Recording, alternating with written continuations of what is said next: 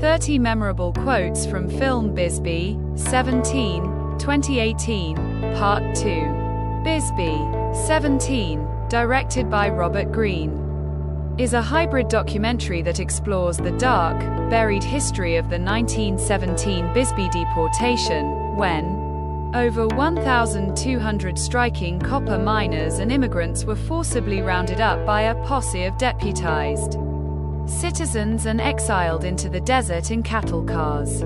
Set in the mining town of Bisbee, Arizona. Exactly 100 years after the event, the film blends documentary with stylized reenactments performed by the town's residents, many of whom are descendants of both the perpetrators and victims.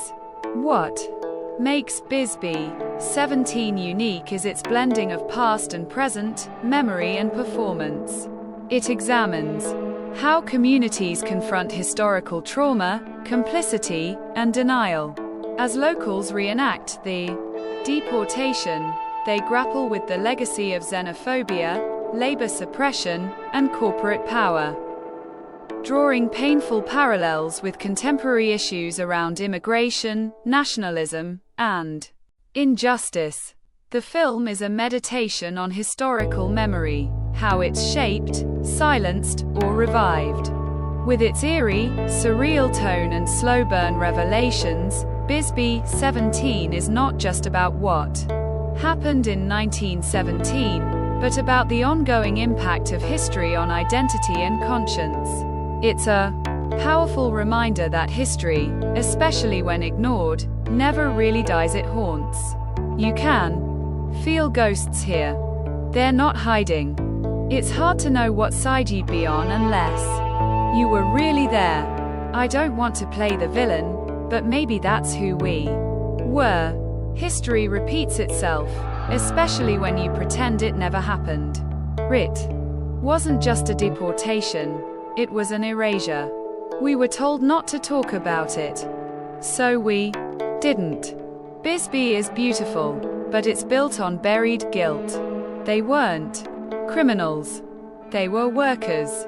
100 years later, and we still don't know what justice looks like.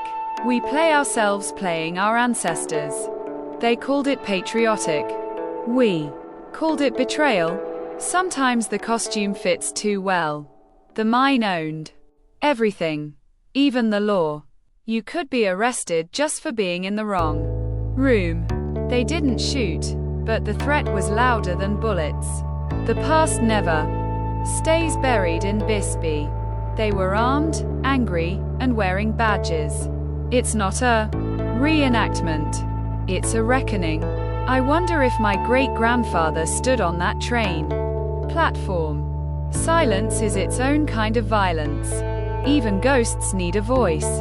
You don't deport people. You disappear them. They called it law and order. We call it corporate terror. No trial, no hearing, just exile. This land remembers. We wear the hats and carry the guns, but the guilt, that's inherited. They were Americans, and yet they were treated like enemies. The town was split, and it still is. You can't reconcile what you won't admit. I don't know if this makes it right, but at least we're telling it.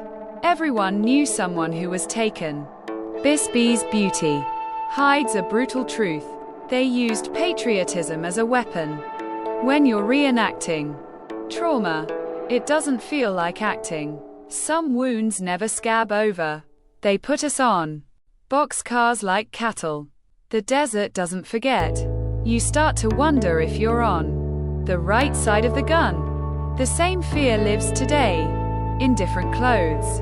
In this town, history is personal.